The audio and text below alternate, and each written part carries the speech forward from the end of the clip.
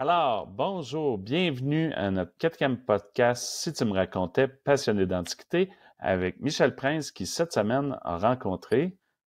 Je suis honoré de vous parler de M. Jacques Gilbert, qui a été antiquaire pendant 50, 60 ans maximum.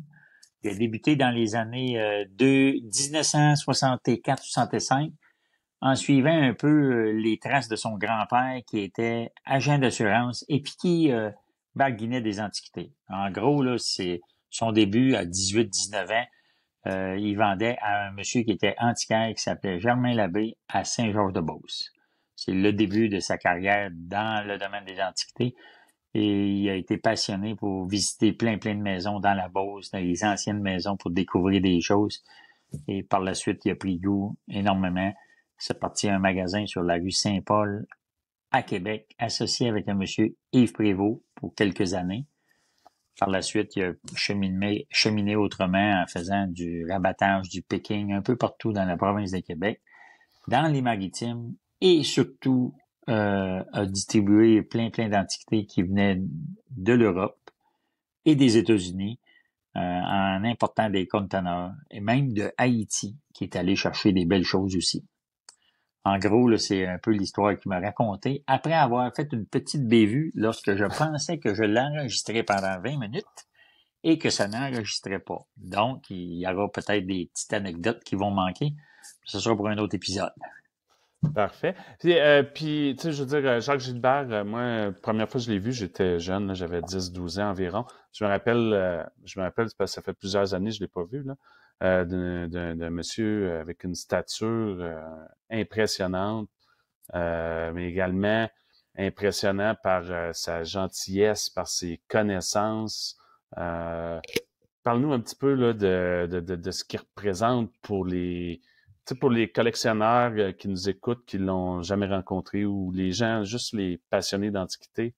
Parle-nous de ce qu'il représente là, pour le domaine au Québec. Je pense qu'il représente beaucoup parce qu'il a été innovateur de plusieurs façons en découvrant des antiquités puis en les mettant sur le marché de différentes façons, qui, au fil du podcast, va vous raconter différentes manières qu'il faisait pour les offrir à différentes collections, puis à des musées, puis à des antiquaires de grand renom qui se sont approvisionnés chez lui. Sa fierté était de souvent présenter des beaux morceaux et des rendre accessibles à plusieurs personnes qui étaient passionnées d'antiquité.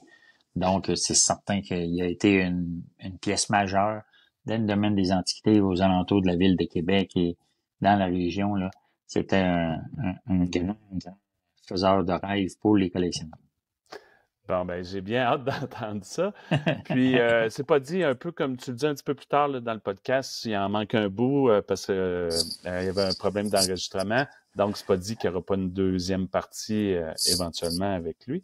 Donc, sur ce, on va vous souhaiter bonne écoute. On vous rappelle, le podcast va être disponible en format intégral sur les plateformes audio, donc Spotify, Apple, Podcast, iTunes et autres plateformes.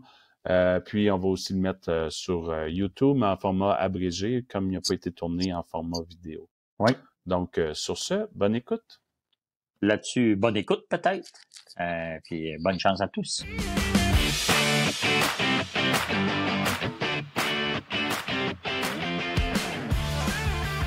Ah là, ça marche. Là. Fait que Jacques, nous autres, on va recommencer après 4 minutes qu'on s'était parlé.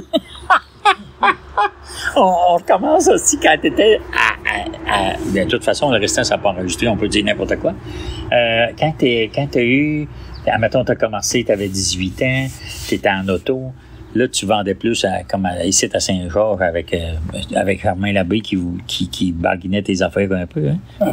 Avant? Ah ouais? Oui. Ah ouais? Puis après ça, c'est quoi qui là, après ça, vous avez monté en ville? À quel âge t'as monté? Ah non, là, t'es allé à l'école aux États-Unis, toi, à l'université. Après ça, j'allais... Moi, j'étais étudiant. Nous, on avait la boutique, ça rue Saint-Paul, je sais pas quelle année, ça fait longtemps. Ouais. Ça doit être des années... Moi, je pense que c'est des années... C'est avant 1970 ou 72. Ouais.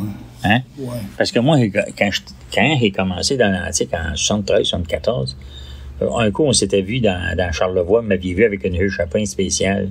Puis là, tu commençais avec Jean-Pierre déjà. Tu étais sur le Pékin avec JP. Ouais. Fait que ça doit être en 74-75. Ça faisait déjà. Je le vois, Jean-Pierre, au début, ça faisait 2-3 ans que vous aviez la boutique sur la rue Saint-Paul. Puis un coup, vous aviez fait un show aussi au Château Frontenac. Ça a l'air que c'était exceptionnel, ça. Je sais pas. on l'avait monté. C'était écœurant. Jean-Pierre me contait ça. Le couvert de Palardi, là. Ouais. J'avais les mêmes morceaux.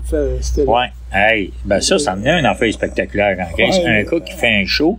Puis il y a l'image de Palardi, puis il y a toutes les... Les gars, tu me demandaient, as-tu pris ça, c'est les photos sur Palardi? Non, c'est ça, coche en tabarouette. Ça, c'était au château. Ça doit être des années 72, 75, hein? Je sais pas. Vous autres, vous avez fait 2-3 shows. Vous avez fait aussi... pas fait à Sherbrooke, là, dans le bout de l'université. Jean-Pierre n'était pas avec moi dans ce temps-là. Les places. Nord-Atelier. Oui. Ça, c'était le plus vieux show qu'il y a eu d'Antique, ça. Nord-Atelier, c'était... C'était quelque chose, ça. Oui, c'était le top. D'être invité là, c'était spécial. Toi, tu étais en concurrence avec qui? C'était pas concurrence, mais les gros noms qu'il y avait là, c'était qui? Bourguet, étais-tu là? Jean Lacasse. Bourguet. Drapeau, hein, M. Drapeau? Jean Drapeau, je sais pas s'il était là. Non, ça a été après, non, ça. mais j'ai été Jean Drapeau au Château Frontenac, je pense qu'il a fait ça, lui. Ah ouais? Puis après ça, c'est qui était des kings là-dedans dans ce temps-là? Tu vois, moi, je les ai pas connus. Madame... Le Baron, c'était-tu là-dedans, c'est Madame Le Baron? Non, c'est après. Ah ouais. Madame Hawkins? Non? Warrington? Ah ouais. Puis là, écoute bien ça. Moi, le bout que je veux parler, que je veux entendre de toi, c'est les niaiseries que tu faisais, parce que c'est toi qui es parti épique un peu au Québec. C'est vrai, hein? Rare, si tu faisais des ventes épouvantables à Breakerville, là. Si les gars sautaient par-dessus les meubles. Hein? Tu te rappelles de ça, toi? Puis c'était, puis tu sais, il y avait, comment il appelait, Jerry, c'est Jerry Hamilton, ça, qui avait, comment ça se fait qu'à un moment donné, tu as dit, hey, je peux pas vendre tout au même, ou c'est pas, différentes personnes ont besoin de différentes affaires. Non, moi, je voulais avoir 2-3 acheteurs, 5 acheteurs. Premièrement, je voulais avoir une vie. Une vie. Oh oui. Puis ça arrivait chez nous, là, en pleine nuit. Oui. Ouais. Fin de semaine, il arrivait le vendredi pour vendre, moi je vendais le lundi. Il arrivait à la fin de semaine. Ah oui, il couchait dans le coin. J'avais un petit pavillon de tennis. Là, oui. Mon Dieu. J'ai encore l'arrivée le matin de Jerry qui avait il l'a laissé en haut. Moi. Toi, l'histoire a dit, ou la rumeur a dit que ton préféré, c'était Jerry Hamilton qui disait mets ça là, mets que ça roule de même. C'est pas vrai, ça, c'était une rumeur. Non, ça, c'est faux. OK. Mais, tu sais, c'était lui qui connaissait les belles affaires pareilles, là, tu sais, les tables, le top, puis 56 affaires. Oui, ça, il connaissait. C'est lui qui achetait ça. Mais il n'était pas un connaisseur pour garder ses connaissances. Non, il les partageait. Puis il nous le disait. Moi, il me disait ça, c'est bon, achète de ça, tu vas le vendre. Ah ouais. Et là, tu sais, mettons, moi, je m'arrête. Une fois, j'ai de la meilleure affaire. J'avais piqué à me souviens où, en Nouvelle-Écosse. Des paniers. Je te donne des premiers à acheter bien des paniers. OK. Ouais. Et puis, j'arrive avec des paniers miniatures. Ils étaient bien faits. C'était comme des gros. Ouais. Comme un panier à patates, là. C'est 2 ronds. Des boules, là. Ouais. Et puis, dans ça, il y en avait un. Il y avait 5 pouces de long. Fait comme un gros. Oh. Mais tous les paniers étaient en miniature comme ça. Ça, c'était rare. C'était beau en neuf. Si je mets ça dans mon pic du lundi. Et si bonac. Je mets pas c'était un lot. Un lot. Et puis, je mets pas de prix. Oh. Fait que, il y en a qui voulaient. Jerry, il a dit, moi, je vais les prendre. Tout le monde même pas de prix. Oh, yes, sir. J'ai dit, OK. Il y a, je veux pour le lot 1111 $. Tu fais ça, t'as payé 1100, c'est une joke. J'ai dit non, j'ai payé 11 $. 11 $. Pour les 11 paniers. Oh, et j'avais 1100. Tout le monde pareil. Je sais très bien. Ça, c'était un bon coup. Très bien, je les prends tous. C'est un mot juste de bon coup. Surtout des paniers. Je les prends tous. Hey.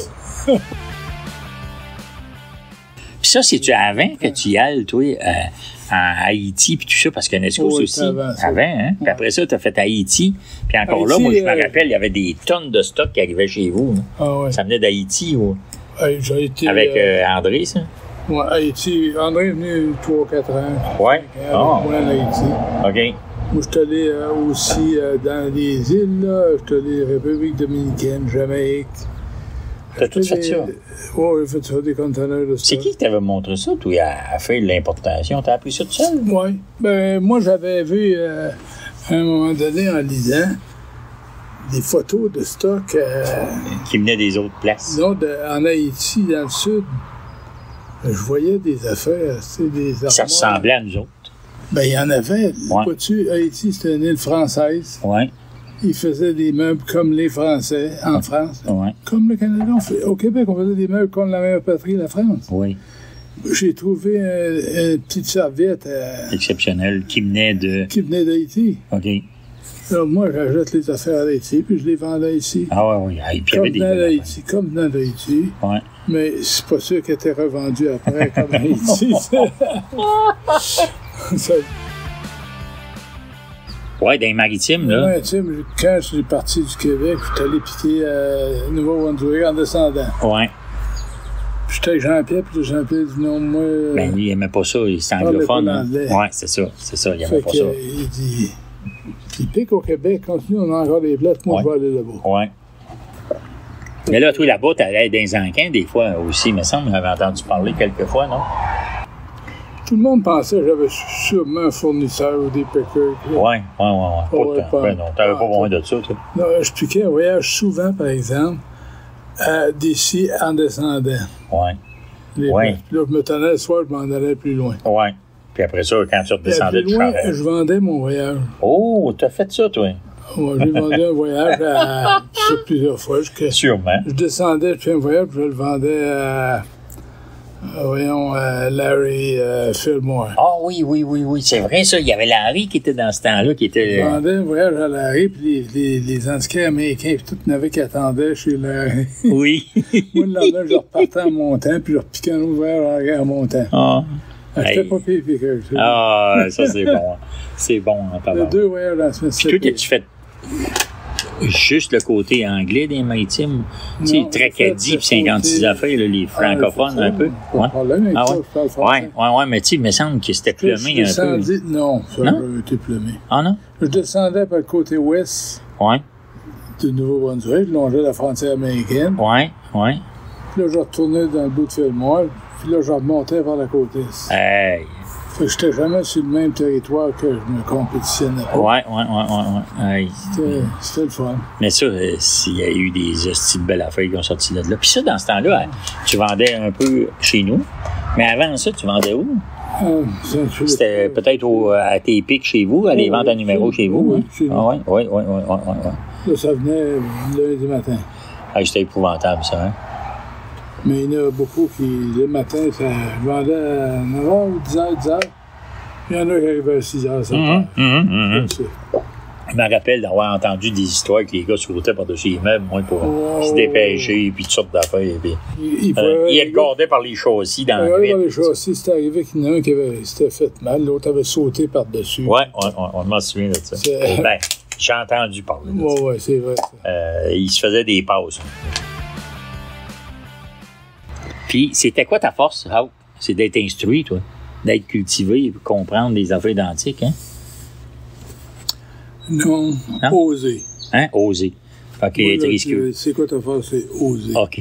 Ah, c'est bon, ça. C'est même bon, si c'est une affaire, tu sens que c'est bon, tu connais pas ça à 100%, il faut que tu l'oses. Ouais, ça, c'est vrai. Si c'est bon, tu fais de l'argent, tu le sais. Puis si c'est mauvais, puis tu perds de l'argent, tu sais aussi. T'as appris. T'as appris de quoi?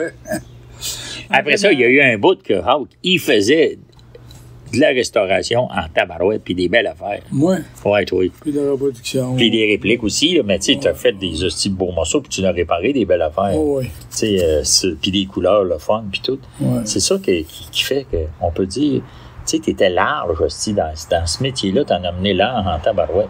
Ouais. Wow. T'en as mené l'art en hostie. Hey. C'était mal amusé. Hein? Ah oui, c'était amusé, amusé. ouais. C'est quoi qui te motivait? Tu sais, mettons, des fois, on va dire un tel, c'est l'argent qui le motive. Si il veut faire 100, 500, 1000, 10 000. Non. Puis il y en a d'autres qui s'est trouvé des affaires le fun, puis il y en a d'autres. J'étais paresseux. C'est ça, hein? J'étais paresseux. En fait, c'est vrai, tu sais, si j'arrêtais, puis réparer un neuf genou, c'est moins fatigant qu'aller courir. Oui. Non, mais moi, je veux dire, qu'est-ce qui te motivait quand t'as commencé à aimer l'antique, puis à courir les chemins, puis à essayer de trouver des affaires, puis tout? C'était ton côté enquêteur qui non, c'est quoi? Le plaisir de la découverte. Oui, hein? Puis de le partager avec d'autres. Puis c'est Ouais. Puis ensuite de ça, je pense qu'on peut dire qu'on a du fun aussi à convaincre quelqu'un que hey, ça, c'est un bon morceau, tu devrais avoir ça. Oui, hein? non, puis c'est la route, là. Tant qu'un meuble n'est pas dans ton truc, tu le désires, tu le veux, puis tu fais ça. Une fois qu'il est dans ton truc, t'es mieux de passer à l'autre, il y a une autre maison à faire, pas de temps à perdre avec celle-là. Oui. Ah ouais, la suivante. Oui. Ça, c'est vrai. Moi, je fais pareil comme toi.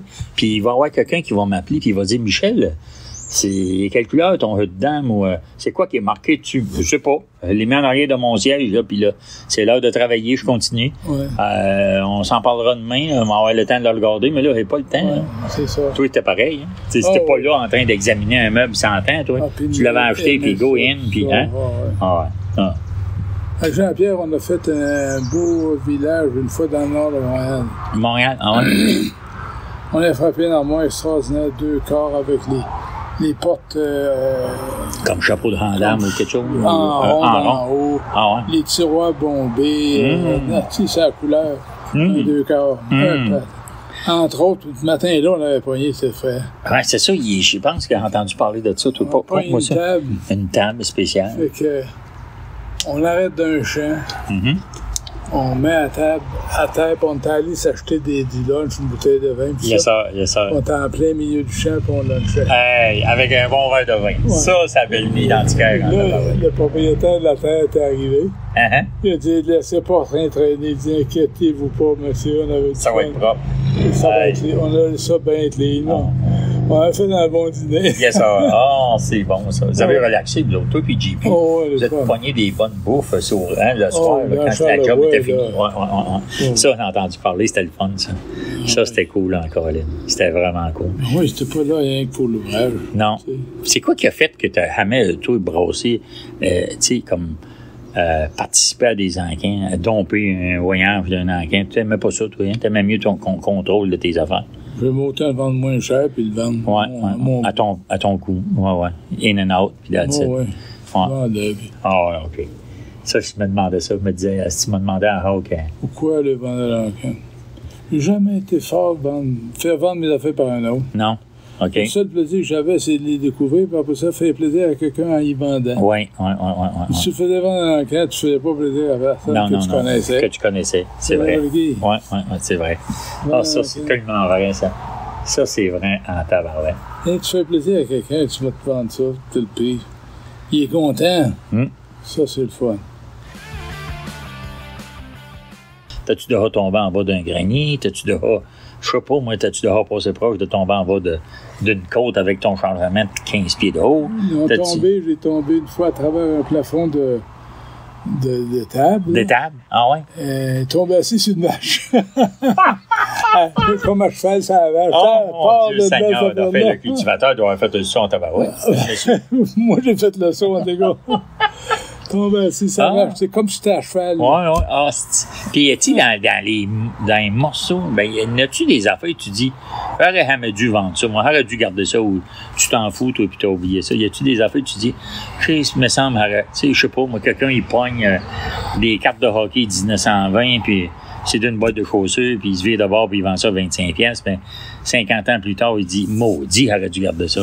J'en ai eu un paquet de cartes de hockey. Ouais. Dans les premiers des joueurs que personne. Ben oui, c'est. Ah, ouais. Il y a un gros paquet. Puis ça a été... T'as fait un profit, puis d'attitude. Oui, je les ai vendus à Pierre Constant. À Pierre? Ah, oui. Qui, lui, savait ce que c'était les cartes de hockey. Il était là-dedans pas mal. OK. Ça, je savais pas ça, moi, petit Pierre. Ah, ouais. Ah, il y en avait un paquet, on a mis une boîte, là. Des affaires rares, apparemment, je les super bien.